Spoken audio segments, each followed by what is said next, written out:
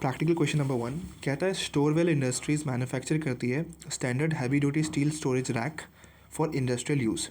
ठीक है, वो स्टोरेज रैक प्रोड्यूस करती है, मैन्युफैक्चर करती है।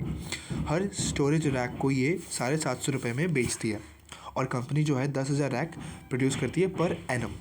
ओके, पर एनम का कुछ बिलो डेटा दिया हुआ है, कॉस्ट डेटा, जहाँ पे दिया हुआ है कि डायरेक्ट मटेरियल का पर एनम में 20 लाख रुपए लग रहा है, डायरेक्ट लेबर का पर एनम में 10 लाख रुपए लग रहा है, मशीन सेटअप का पर एनम में 1.5 लाख रुपए लग रहा है एंड मशीन असेंबली का पर एनम में 30 लाख रुपए लग रहा है। ठीक है, हमने डायरेक्ट मटेरियल के लिए बजट किया था कि 5 लाख स्क्वायर फीट तक का डायरेक्ट मटेरियल यूज़ करेंगे, पर हमने एक्चुअली 5,20,000 यूज़ करा, ज़्यादा यूज़ करा। डायरेक्ट लेबर हमने प्लान किया था कि 90,000 आवर्स यूज़ करेंगे, पर हमने 1 लाख आवर्स यूज़ करा, ज़्यादा यूज़ करा।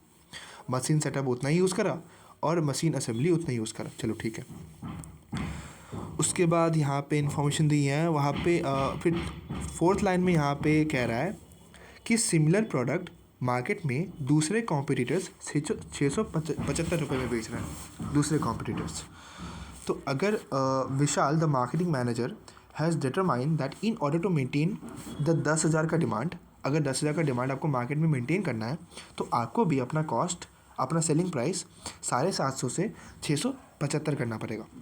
चलो ठीक है, तो एक बार कैलकुलेट कर लेते हैं कि कॉस्ट टोटल कितना है। 20 lakh plus 10 lakh, 20 lakh plus 10 lakh plus 1.5 lakh plus 30 lakh, total cost है अपना 61,50,000 और टोटल डिमांड कितना है 10,000, यानी पर यूनिट कितना हो गया 615, पर यूनिट हो गया आपका 615 और हम बेच कितना में रहे हैं 750, यानी -750। तो प्रॉफिट अब कितना कमा रहे हैं 135 का।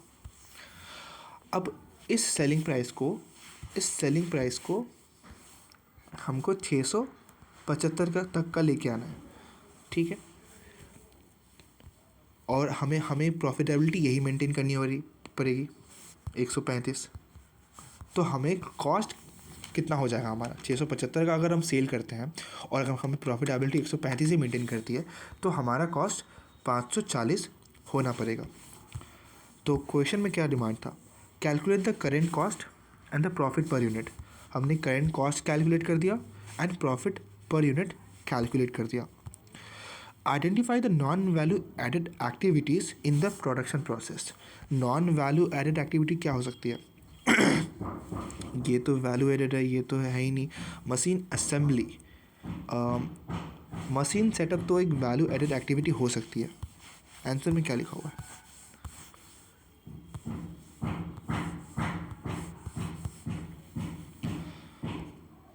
Machine setup is required to get the machines and assembly line. In this case 15,000 hours spent on setting up does not add value to the storage rack directly, hence it is a non value added activities. चलो यहाँ तक ये हो गया। दूसरा point क्या था, calculate the new target cost per unit अगर 675 का सेल प्राइस है। हमने ये भी कैलकुलेट कर दिया। New target cost per unit होगा आपका टारगेट कॉस्ट पर यूनिट 540 रुपये। ठीक है, रिकमेंड कि what strategy Storewell industries should adopt to attain the target cost calculated in above two. यानी 540 जो हमने कैलकुलेट करा उसको उस तक पहुंचने के लिए हमें क्या क्या करना पड़ेगा। तो ये आप थ्योरी बेस है, ये आप पढ़ लेना। ठीक है, आई होप कि सॉल्यूशन आसान था करना, मैंने इजी तरीके से बता दिया ताकि आप फॉर्म में आप उसी एक पेज में आप करके फटाफट आप MCQ का आंसर दे सको। नेक्स्ट क्वेश्चन पे आते हैं।